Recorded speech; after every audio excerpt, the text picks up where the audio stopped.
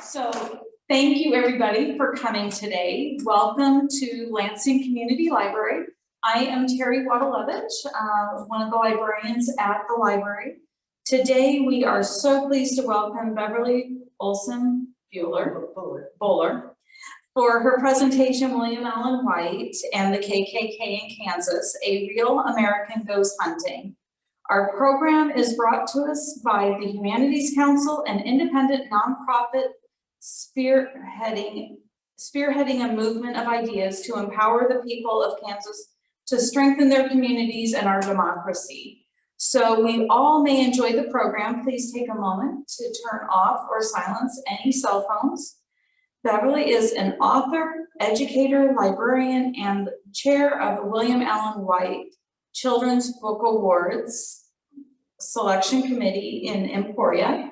She is the author of 2 biographies from Emporia, The Story of William Allen White, and A Prairie Peter Pan, The Story of Mary White.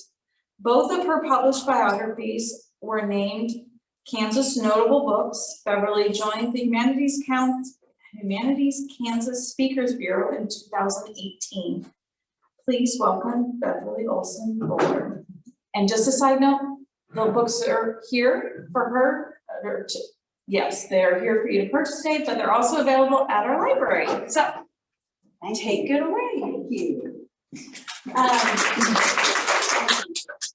am going to be using a PowerPoint, so you may want to turn so you can see the PowerPoint. You'll have no trouble hearing me. It's up to you. There are going to be times when I want you to, I'm not going to say anything at some points because I want you to read what is up there first, because I have combed the newspaper archives and found all kinds of interesting things out about our state. My talk truly is on William Allen White and how he ran for governor of Kansas in 1924. And if you're thinking, oh, I didn't realize we had a Governor White. We didn't. I mean, I think we all know he didn't win, but he didn't want to win. He ran for governor for a very specific reason, which I will be explaining to you this evening. In fact, in his very first editorial as editor of the Emporia Gazette, he said, "I will seek no political office." Because back then they would hand out political offices, like you could be postmaster general in your town. Big woo, except it was back then. Well, he didn't want any of that. He said, "I just want to run an honest newspaper." But things changed in 1924. He fought a courageous, I believe it was 3-month battle against the Ku Klux Klan, which had taken over really southern and central Kansas, not so much up in here, but down in southeast and south central Kansas, a little bit in western Kansas, the Klan was taking over. And newspapers across the world followed this little middle-aged, fat little man as he traveled across the state and talked to people about why they should vote for him. And why they should vote for him was to keep the Klan out of Kansas. This particular cartoon here on the wall was entitled A Real American Ghost Hunting. So that's where my title of my talk comes from. That was done by Roland Kirby in the New York World newspaper. And this was, you know, he was a real American. He's got his gun and he's going after the Klan. And people were just mystified. You know, why would he, well, he even said, "Why would I leave my pleasant way of life to do this?" But he felt like he owed his state. Someone had to do something, and he did it. And there really is no doubt that in his own way, by calling attention to what the Klan was doing and where they were doing it in our state, he saved our state from having a full-fledged Ku Klux Klan member governor. And all of this was 97 years ago. So now I will tell you what he did and why. Now, why is that one? Okay. No, that's not me. Yeah, okay. I called him a middle-aged man, and my husband was quick to point out when I turned 50 that that's not really middle-aged unless you're going to live to be 100. So here he was, 53 years old in 1921 when the Klan first appeared in Kansas. as I said, he had a pleasant life. He had all kinds of wonderful things going on. He was very busy. This particular photo was taken at the family cabin out in Marine Park, Colorado, Estes Park. He had no reason to set aside 3 months of his life and run all over the state. He didn't even drive a car. He had to have someone drive him. He had some important models of, I would call it probably racial equality, that sort of thing. He had models who were no longer really in his life that I think made him feel like he had to do this. He also had a very eventful 1923 leading up to his run in 1924. More about that. Mr. White had a daughter. In my book, I call her Prairie Peter Pan because he called her a Peter Pan upon, welcome, come on in, upon her death in 1921. Mary was a month shy of 17 when she was involved in a horse accident.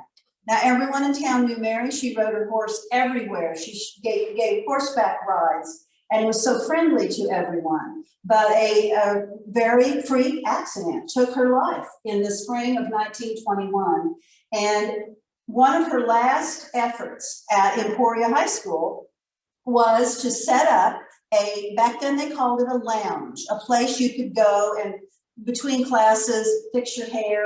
They actually had lounges you could lay on rest. And for her Black classmates. And there were not very many Black classmates. Now, I find it interesting. In 1921, she was not asking for integration because you didn't do that in 1921. It was separate but equal. And she was horrified that there were, I counted it once, maybe 5 of her friends in the high school were Black. But, you know, she wanted them to have an equal place to go because they were not allowed to come into her lounge with her. But she died before anything could be done about that. And honestly, the principal had said, I don't think so. But after her death, her mom and dad went to the school board and made that happen, that lounge happen. And they paid for the beautiful furnishings. And I heard that years later, well, Sally White died in 1950, so it probably didn't continue too much, and it shouldn't have continued too much after that, but it was a separate, but they would go in and, you know, get new curtains and new furniture and that kind of thing. So her parents made that happen for her. But I think William Allen White thought, what would Mary do if she knew that I was standing by and letting known Klan members run for governor? I have to run for governor. His mother, Mary's grandmother, Mary Hatton White, who, you know, noticed died, she died the summer before he ran. She had been a school teacher and had come out here to Kansas and has had a school, one-room schoolhouse in Council Grove.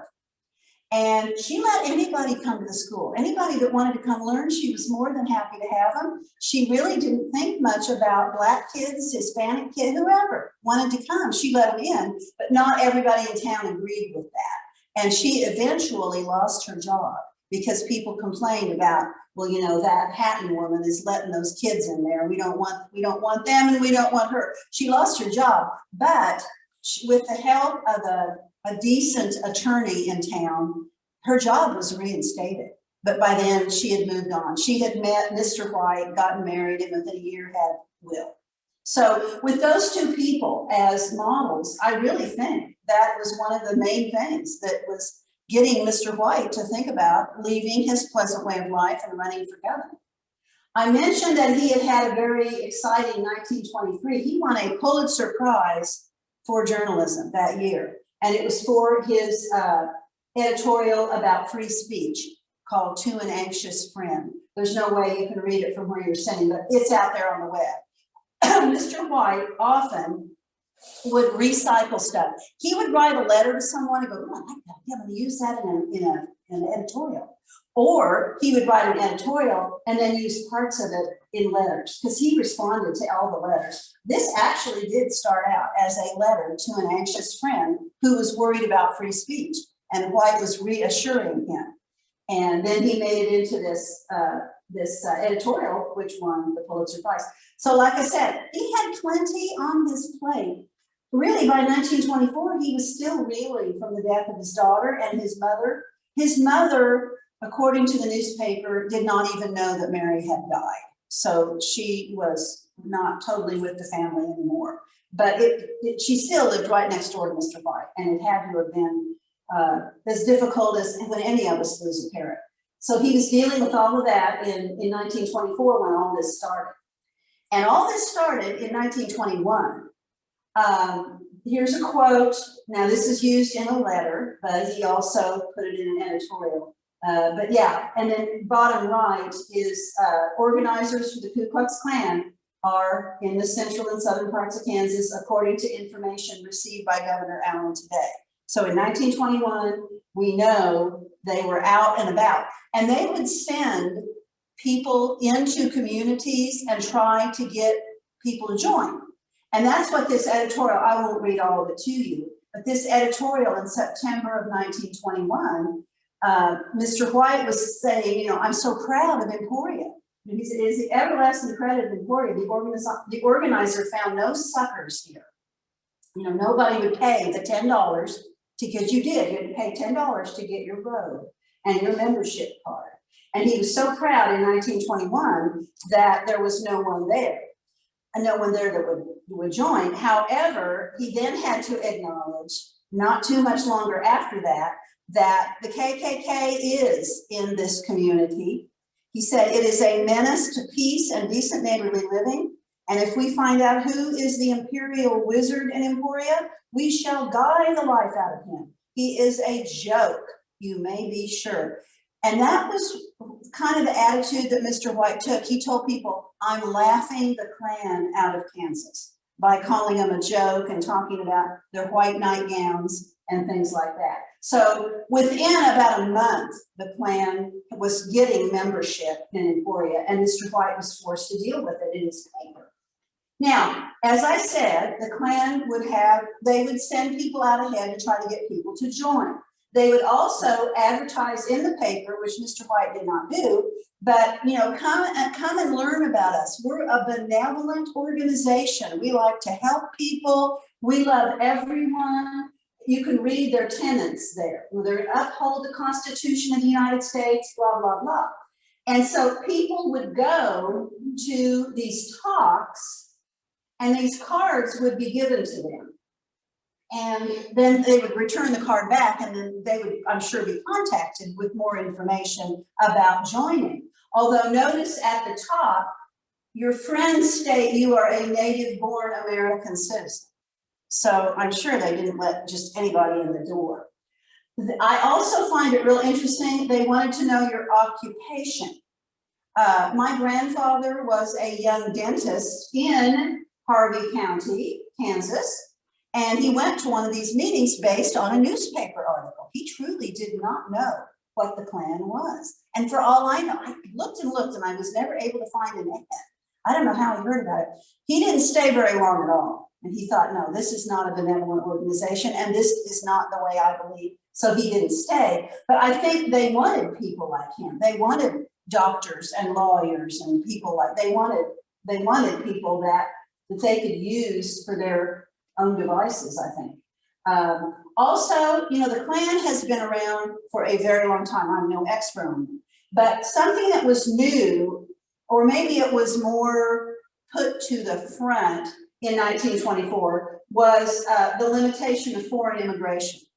And they were saying, you know, these people are coming from outside our borders and they're taking our jobs. That sounds familiar, doesn't it? But I mean, that's always been a problem. At least in some people's heads. And so that was something that was kind of a new thing. It was not necessarily the native born American citizens, but instead that we want to limit immigration.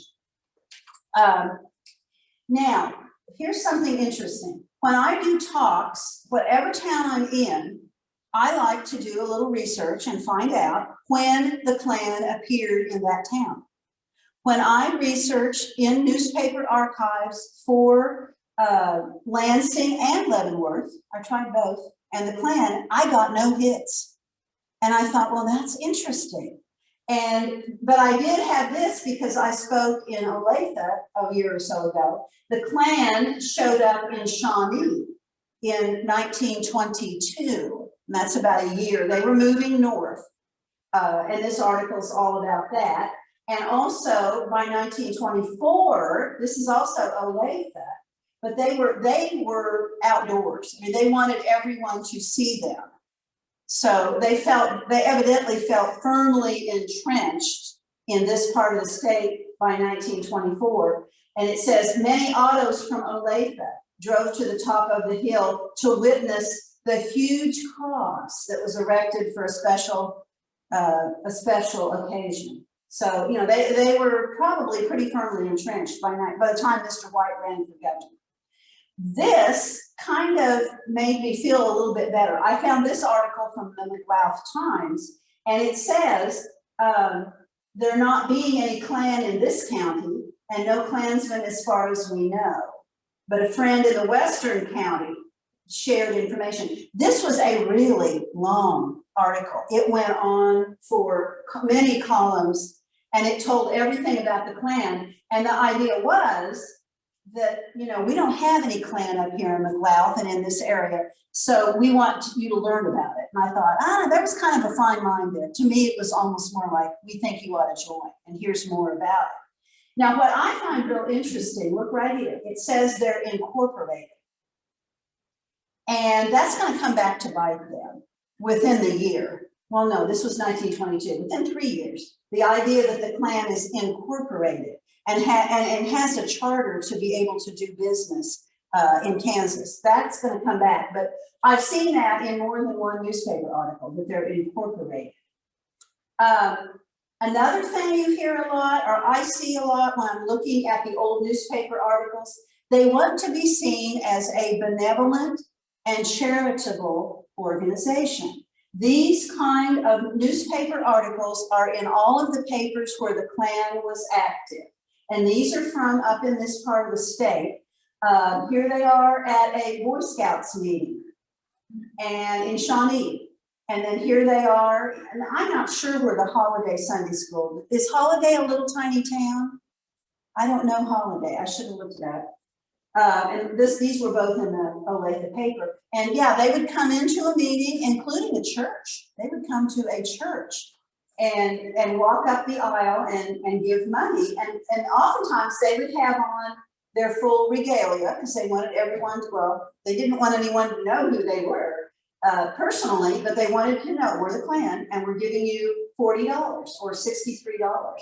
And of course, this one here was in Shawnee. Of course, the same type of thing was happening in Emporia.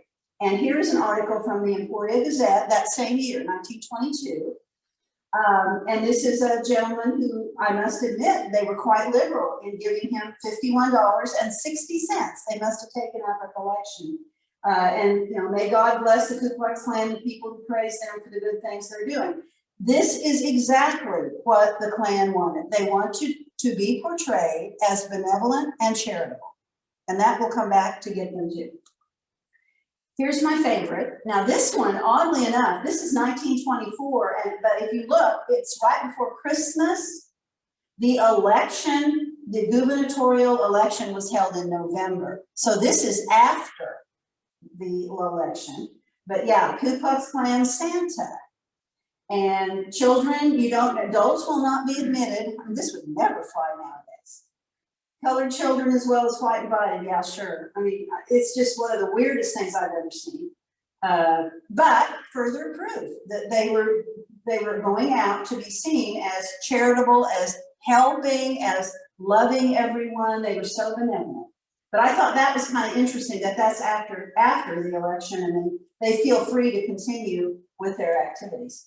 Oh, and I should mention, this was in the Winfield Daily Courier. Winfield, Ark City, that's Cowley County. That was the largest county of Klan membership in the state. That's in southeast Kansas, almost to Oklahoma. So I guess I shouldn't be too surprised by this.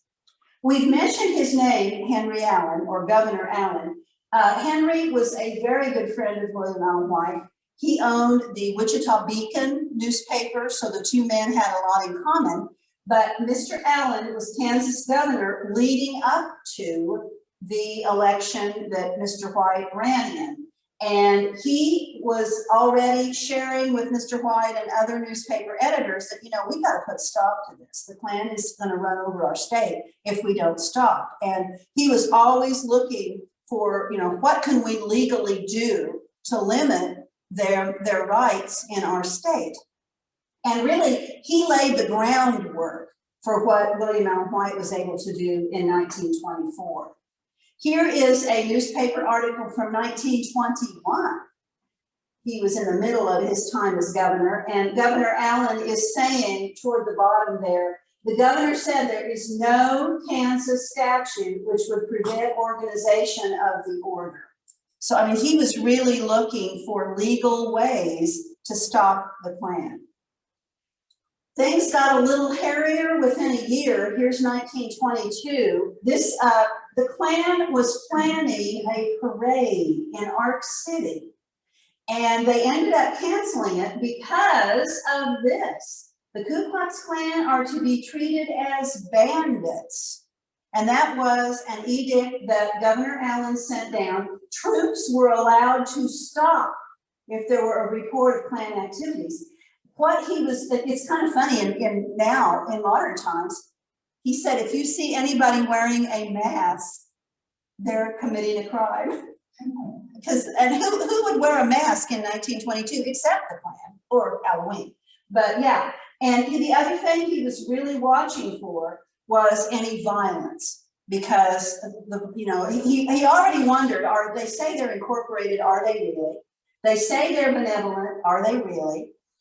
And they say that they love everybody, but if there's violence, and he really worried there was going to be violence in Ark City. And so they were able to stop that by saying the Klan's going to be treated as bandits, I'm going to send troops. So that was in 1922. So later, almost at the end of 1922, Governor Allen really did take action, and he filed an ouster against the Ku Klux Klan. He did not want them doing business in Kansas. Now, Governor Allen, I guess, didn't actually file this. It would have been the Attorney General. It was Attorney General Hopkins back then. And he filed this based on that they were operating illegally. They had no charter to do business, and that they caused civil disruption. Those were the two charges, and he wanted to shut them down. This is interesting too. This Clement Reed, who resigned from the local Klan, he was a judge, and he was a Grand Cyclops. So he was a very, up at the top of the Klan in this part of the state, in Coffeyville. And I think Governor Allen had made it very clear, I don't want any judges on the bench if they are Klan members. If they are not, and they can repent of their ways, yes, this guy was active. So he resigned from the board. Also, about a month before this happened, there had been a few reported cases of violence, but in October of 1922, the Catholic mayor of Liberty, Kansas, I guess, in Montgomery County, southeast Kansas, was kidnapped by 13 masked men and beaten. And they wore masks, so everybody knew who they were. And so, that was one more thing. Okay, we got probably no charter. We got that they're not benevolent, and now they're doing violence all over our state. Governor Allen wrote, if I could be convinced that it was proper for me to fight this outfit, I would take off my coat and fight everyone I could. And of course, this was his legal way of fighting. Things dragged on. 1923, the ouster proceedings started last summer by Richard J. Hopkins, then Attorney General. It's dragging on, and it says that they don't have a charter and they can't operate in our state. Meanwhile, 1923, William Allen White continues laughing the Klan out of Kansas. This is the shortest one. We don't hear too much about the Klan lately. It may be they have to lay low until their 90s get back from the laundry. He loved to say that. Yeah, the 90s, and keep your eye on your nightshirt. And this guy is tall and skinny, claims to have the longest nightshirt in Kansas. He hangs out at the Imperial headquarters on West Fifth. That was something else that Mr. White delighted in doing. That headquarters was supposed to kind of be a secret. And so here he has it in the paper that the headquarters in Emporia were on West Fifth. So he also wrote a letter to his son. You know, I told you he lost his daughter in 1921, but he did have a son left, William Lindsay White, and he was back east going to school at Harvard when all this was going on. And in a letter, Mr. White wrote to him, "The KKK people seem to be having a grand old time, and we're having fun fighting them." That's how he saw it. He was so relaxed about all this that that same year, 1923, he took a vacation, as you can see. This vacation had long been planned. He and his wife went with the Victor Murdochs of Wichita. The Murdochs owned the Wichita Eagle. They were all newspaper people. And, you know, this is how Mr. White was. He had people that could run the Gazette for him in his absence. He had wonderful staff, and he could be away. I mentioned he had a home in Colorado. He could be gone. So yeah, here he is on vacation. However, when he came back to Emporia upon his return in 1923, he's got pretty much every office in town being held by somebody with Klan ties. And a stack of handbills was in a field, was laying on the counter in the main office of the city building. The dining room at the Broadview was crowded with a Ku Klux Klan lecture. So yeah, I mean, he was gone for a while, he comes back and he finds this. And a little bit more about that Broadview. The Broadview was the newest hotel in Emporia in 1923. And it was a really, really nice venue. And Mr. White knew that the Broadview was going to be hosting a statewide conference of the Ku Klux Klan.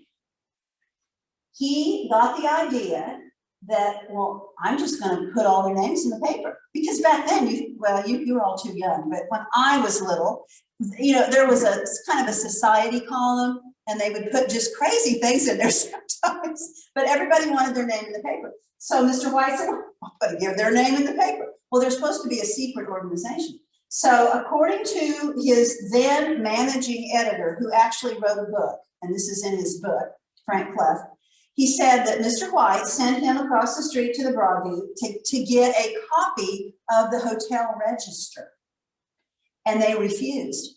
So he came back to the Gazette, and he said, they won't give it to me. And according to him in his book, Mr. White said, quote, "If a copy of the Broadview Hotel Register for today is not in our office by 7 o'clock tonight, the name of the Broadview will never again be printed in the Gazette except in case of police raids and similar events." They got the register by 6 o'clock. And what he did, he went ahead and the register shows the following guests. They're all there. He did not make any effort to signal or to separate out who was Klan. But you know what? He didn't have to, because although I don't see it here, there was another conference going on at the Broadview that evening, and it was music people from Europe. So they would have very different names. And anybody from Emporia would realize, oh yeah, they're from Topeka and so on. But see, look, New York, that's probably some of those music people. Anyway, and then, so he did that. And then a couple nights later, this was in the paper. Last night, the Broadview Hotel had to turn away guests for the first time since it opened. The KKK District Convention did it. Soon we'll have the Knights of Columbus State meeting. And of course, that'd be Catholic. The Emporia catches them coming and going. And he told his managing editor said, "What are you doing? Giving the Klan, credit for filling up the hotel?" And he goes, "Yeah, when you spank a child, you should give them a piece of candy later." So this was a piece of candy for the Klan. So now we're up to 1924, and it's time to elect a new governor. And as you can see from the headline, Paulin, Davis, and Capper is not running for governor, but they say, talking about Paulin, the Fredonia banker and Ku Klux Klan in Dorsey. This was what was interesting. We had two folks, of course, Davis was the incumbent, running for governor. Davis, they knew, had been in the Klan. They also knew Paulin had been in the Klan, and as that article said, Paulin was the Klan in Dorsey, supposedly. Neither one would say anything about it. They would, all sorts of papers would ask him, and Davis would evidently say nothing from what I've read. I don't know how you do that, but he said nothing. He just wouldn't address it. And Pollen would say, well, I'm not a member at this time. Clinton was not the first person to spin with his language. I'm not a member at this time, so you can't get me. What was the other thing? Oh, Mr. White noticed that of the two men running, Pollen was the one who had ads in the businesses that White knew were run by the Klan. So he thought, okay, Pollen is who they want. And he tried, I know, and I'm sure his poor wife said, oh my gosh, you're 53 years old, 54 years old, you can't run. But finally, he couldn't take it anymore. So in September of 1924, that is less than 2 months away from an election, he announced, and he basically said, I want to be governor to free Kansas from the disgrace of the Ku Klux Klan. And I want to offer Kansans afraid of the Klan and ashamed of that disgrace a candidate who shares their fear and shame. Now, this quote is in this whole big article. This was in the paper, it was in lots of papers, but as you can see, he also printed it in a little kind of handbill that could be given out to people. And at this point in his campaign, this was his platform. He was running to give people, honest, decent people, an honest, decent candidate that they could vote for that did not have plans to the top. Ties to the Klan. He didn't have anything else on his platform. Before he made this decision, he did send out a petition, and you had to do a petition, or you couldn't get your name on the ballot. And he did not want to be a write-in. He wanted to be on the ballot, and he was as an independent. So he sent a petition out. He did not send it to Lyon County. That was Emporia County. And he said, I know they'll vote for me, or I know they support me. I'm sending it everywhere around there. He needed 2,500 signatures. He got 10,000. So he thought, I can do this for a couple months. He received a letter when this was announced, pretty much just a few days after, from Charles M. Sheldon. He lived in Topeka, and he wrote that book, In His Steps, that was very famous. He was a minister. And he said, and I quote, I will count it an honor and privilege if you count me in with all the other Kansas people who are with you in your declaration against the Ku Klux Klan. And he got many other letters like that. But Sheldon was a very famous person and was telling him, hey, I'm glad you're doing this. Almost right away, the papers across the United States picked this up. Here is Salisbury, Maryland. Here is Buffalo, New York. Now notice, Salisbury, Maryland. That story ran the same day as the one in the Gazette. Mr. White let them know ahead of time so that it could be in the paper. As soon as he announced that he files independent candidacy, declares Klan to be national menace. So, and they were so fascinated by this little, middle-aged man. They probably said elderly. 53 was probably elderly back then. But the nation was definitely watching him.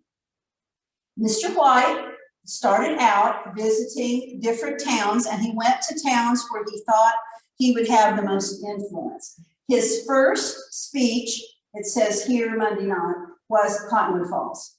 And, White opens, here's the story saying he's going to be in the courtroom at 8 o'clock. Here's the story, the largest gathering to attend a political meeting in Chase County. They had to move his talk out of the courthouse onto the street. And if you've seen the beautiful Chase County Courthouse, it's still the same one that he would have stood on those steps and talked to people. He did this, and the crowd, from what you read different things, this says here there were 400 to 500 people, and that would have been too much. That's not a very big courthouse. So they moved it outside. Other articles said up to 1,000, who knows? But anyway, after this, he visited, in the next 5 days after this, he went to Beloit and Concordia, Salina, Harrington, Abilene, Bonner Springs, Topeka. And then that was his first week. So the guy was burning up the rubber. And of course, he didn't drive. His son came back home, and he also had a campaign manager. His wife would sometimes go. They spent really no money on the campaign. He would stay with other newspaper editors or people he knew. He would let them feed him. So I'll tell you at the end here how much his campaign cost. It's incredible. Right away after, now notice here, William Allen White addresses 1,500 at Cottonwood Falls. Here it says 400 to 500. I mean, who knows? We started on kind of fake news almost right away. This is definitely fake news. Now, this was 4 days after he did his talk at Cottonwood Falls, and I won't read it all, but it says that we've gotten word that William Allen White and his followers are planning a rotten egg attack on the Republican headquarters. I mean, that's just totally fake news. And so they were out to try to get people to not like Mr. White.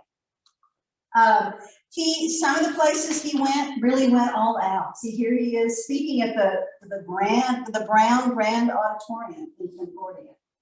Honorable William Allen White, independent candidate for governor of Kansas. All are cordially invited. This one had to have been a real thrill for him since his mom had taught in Council Grove. And here he was speaking up for the same kind of thing that she spoke up for. And he spoke at the courthouse, and everyone's invited to hear him.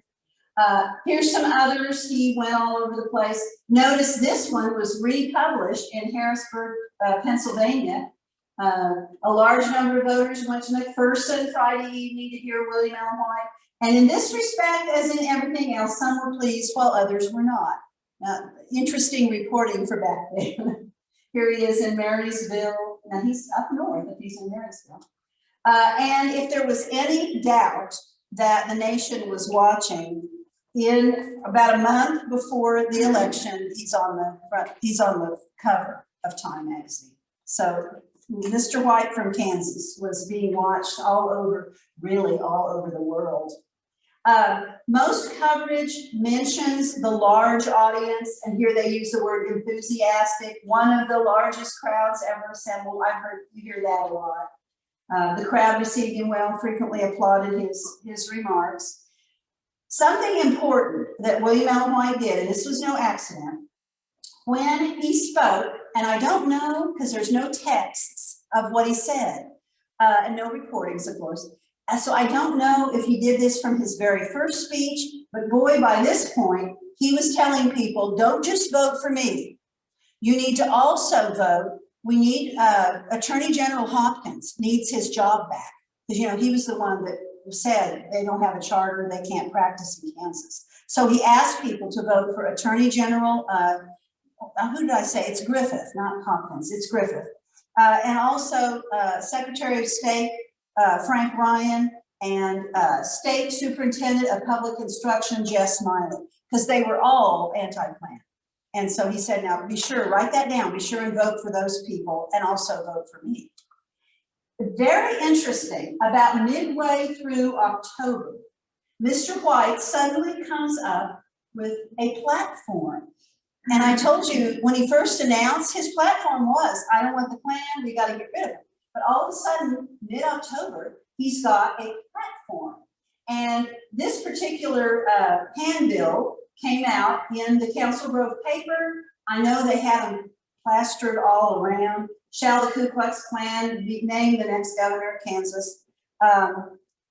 And there's a quote on here from Congressman Charles F. Scott of Iowa. You can't read it. It's clear down here. But it says, I intend to cast my vote for William Allen White.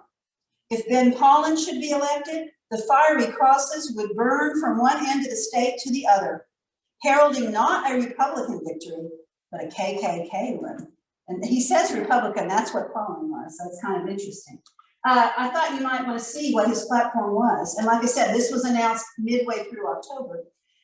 Kind of interesting, passage of federal child labor amendment and bills aiding hospitals with maternity wards and, you know, various things.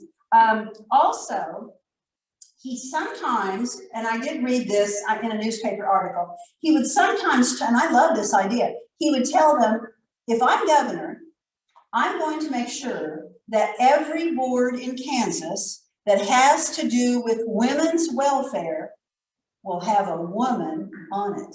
Yeah. Well, I think he added that when he was talking to the League of Women Voters in Kansas City, but it's a good idea. He had quite a wife. And I think she made him realize that, you know, women, if they're gonna be ruling on things for women, then women should be on the board.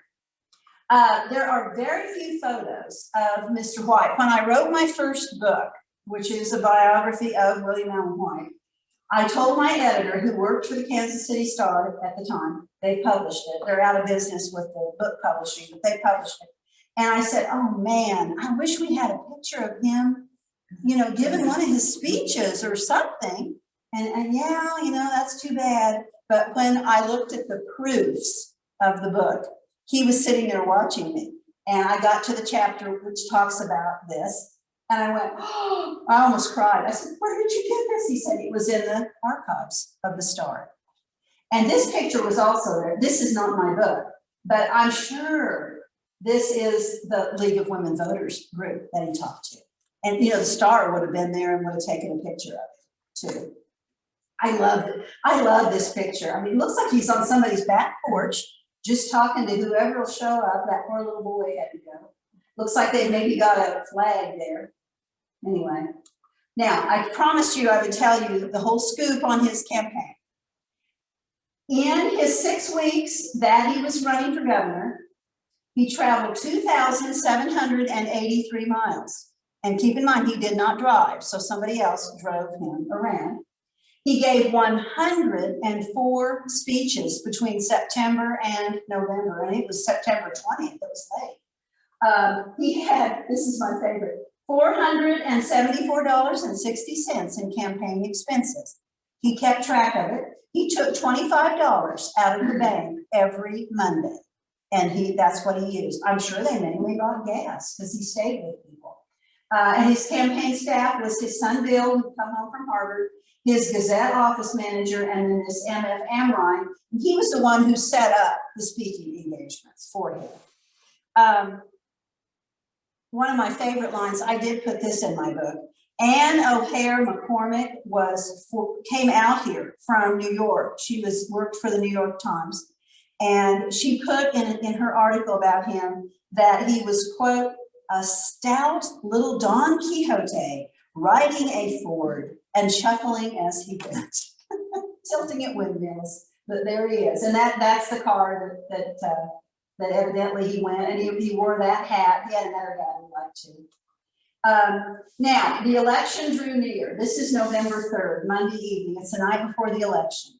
And Mr. White, for the first time, put something in the Gazette, and he calls it a personal word.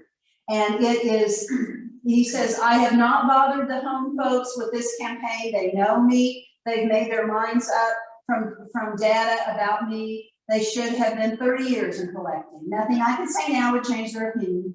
But he says, who would not want the vote? Of course, I want any friends to vote for me if they feel any kindly impulse for me. I have asked much for others. This, for the first time, I asked for myself. And he did do 2 speeches in Emporia on this night, the night before the election. And of course, there were reporters. I know the Star was down there trying to get an interview with him. And he told them, you can't watch me because I'm going to go to bed. I've made my fight for what I believe, and I'm tired, and I'm going to sleep in my own bed. And I think it was like November 1st, he had done 6 speeches in Wichita. Now, when I taught school, I sometimes taught 6 classes. It's tiring. And I was not fit. Well, I guess I would have been 53 years old when I was teaching like that, but it's hard.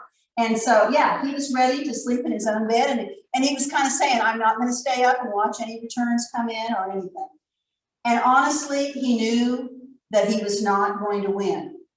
He really hoped he could come in second, but Colin did win. There's your results. White once said, Holland would change the state motto to ad astra per cow pasture.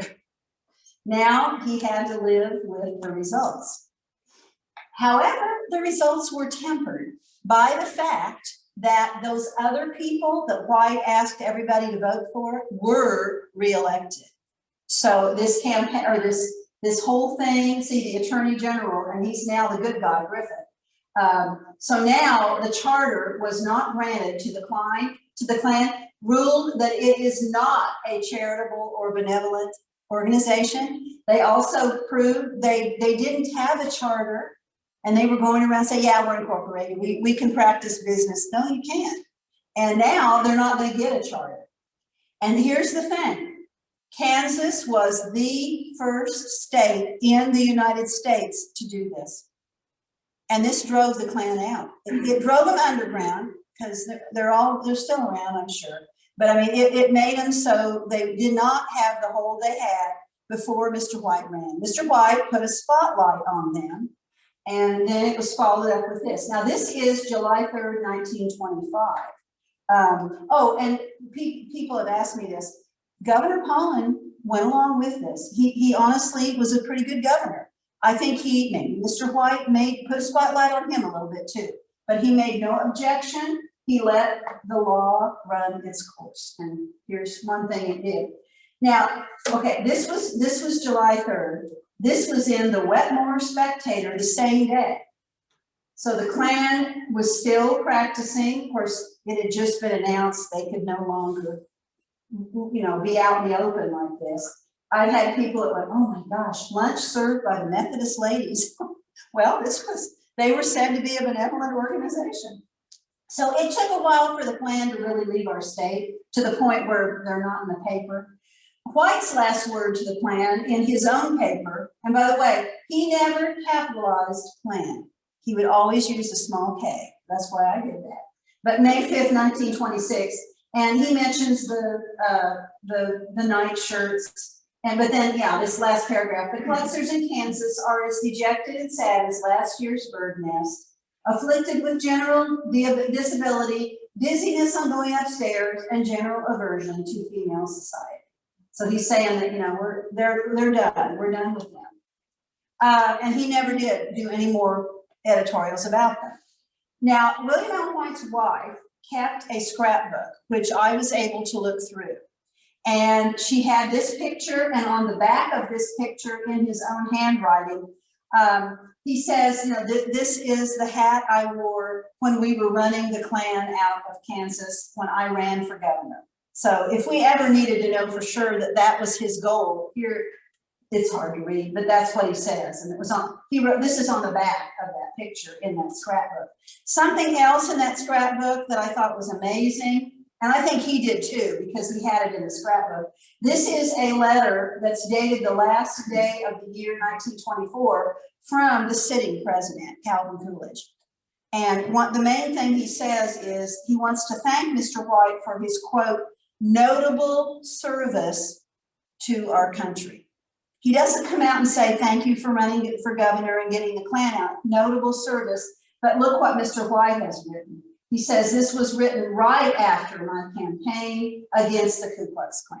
So Mr. White felt that Coolidge was thanking him for running for governor.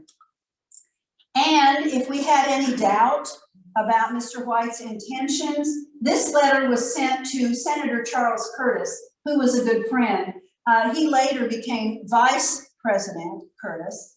And so my point is, this was a private letter that he wrote. I don't think he ever thought in his lifetime it would get out there. So I feel like this is how Mr. White really felt.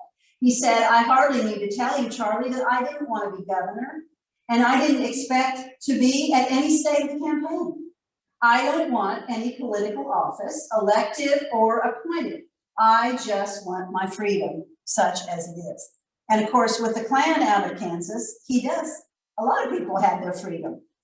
Late in his campaign, he would tell people, I'm not running for office. I'm running for a principal with L-E on the end, a principal.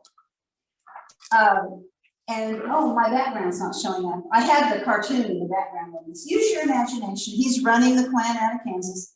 And of course, he said, this is another private letter about a week or so after the election. The fact that I could get out and spit in the face of the Klan and had done it, had cleared up the atmosphere. I am very proud of it all. He also said in many letters, I mentioned Mr. White liked to recycle. So if one thing sounded good and he got a similar letter, he would just write, he would use that same phrase or paragraph here was one here's a paragraph that I read in a lot of letters after the election. Because people would write and say, thank you, I know you're glad you didn't win, and thank you for running. But he said, quote, nothing in my life has given me the joy I have gotten out of this movement. Of course, I would have liked to have gone ahead of Davis, but to get nearly 150,000 votes in 6 weeks with no organization and nothing but my own voice and my own pen is a job worth doing. And Mr. White still had 20 years left to serve his state. And he ended up serving his country. He died in 1944 on Kansas Day. And within a few years prior to his death, he was heading a national organization to aid the Allies in World War II. And he lived to see Pearl Harbor, and he predicted, he said, they're going to drag us into the war somehow. But FDR, who was a Democrat, was on friendly terms with Mr. White, and he had asked him to head this committee. They even called it the White Committee, and that was on a national scale. And then he got cancer, and so he had to get out of that everything. But he died on Kansas Day in 1944. So he did all this, and then he lived another 20 years and continued to serve. And that is that. Should we have lights on? Do I have questions, comments? We love to talk about all this stuff. Does anyone have any? One question I'm often asked, and I found no evidence of this. I've had people say, well, didn't he have a cross burned in his yard? Or didn't they try to lynch him? The answer is no. And no, there's no evidence of it. And it would have been in the paper if that had happened. And also, I don't think Mr. White would have kept his, if there's a cross burning in your yard, you can't hide it. But I don't think he would have swept anything under the rug. Something else interesting about Mr. White, and this doesn't surprise me one bit about him, the way his mother was and his daughter was raised this way. He lived in a beautiful old house, and this house is now a state historic site. If you're interested, I put some brochures out. Feel free to take one. It is a state historic site. The house is called Red Rocks, and it is at 9th and Exchange in Emporia, which means it's east of Commercial, if you know Emporia. And that house it was not new when he and his wife bought it. And as he made more money, people would say, well, don't you want to move to the better part of town? Don't you want to build a new house? No, I don't. Well, what they really meant was that his son would walk to school with black kids. They were on the edge of a black neighborhood. He didn't care. But people said, how can you stand to live there? Don't you want to move? And so, gosh, that'd be awful if they tried to do anything, because I'm surprised they didn't actually, but I never saw any proof, never read anything in any papers anywhere that he was threatened in any way, but you'd think he would be, I don't know. But he lived in a neighborhood where they could have gone after him for sure. Did the KKK campaign in Bonner Springs? They must have. And I should have probably looked for newspaper articles about that. But the fact that Mr. White spoke at Bonner Springs makes me think they did. And we know they were in Johnson County. So that would be something somebody could Google or use newspapers.com and look it up. We will ask the director of Bonner Springs Library to help us find some stuff. So I think he's on here watching. The fact that he spoke there makes me think that they must have had some, and they were clear up at Marysville. But when I found that McLeod article for here, that's this, am I right? That's in this area. Mm-hmm. Yeah. And they said, we don't know anybody in the Klan. We don't have any Klan up here. So. Well, I'm not really sure, but I think the Richard Allen Cultural Center has a picture of the Klan marching down Delaware here in town. Yes. Or in Leavenworth. Yes, because they have a display about the Klan. In the Richard Allen Culture Center. I really did look, and I even Googled Leavenworth and KKK and Lansing and KKK because I couldn't believe they wouldn't be up here. Right, because they did have a lynching. It was in 1901. They had a lynching in Leavenworth, where I think his name was Lewis, was lynched. He was actually burned at the stake. So, And then 20 years later, then here's, you know. Yeah, well, I was very surprised to not find anything. Do some of you ever use any of the newspaper archives? Newspapers.com is free through the State Historical Society. I used to always subscribe to it, and you can get it free now. Just go to kshs.org and click research and then newspaper. And you can search anything, and you can keyword search. I wrote 2 books without that. I had to use microfilm. There was a newspaper archive it was called Newspaper Archive, that came out when I was writing my Married White book. But this is just heavenly to me, because you can put in 2 keywords. You can put like 1924, and then I tried 1921, 1922, etc. It's wonderful. So people use it for genealogy a lot, as you might imagine. And your local library can help you with that.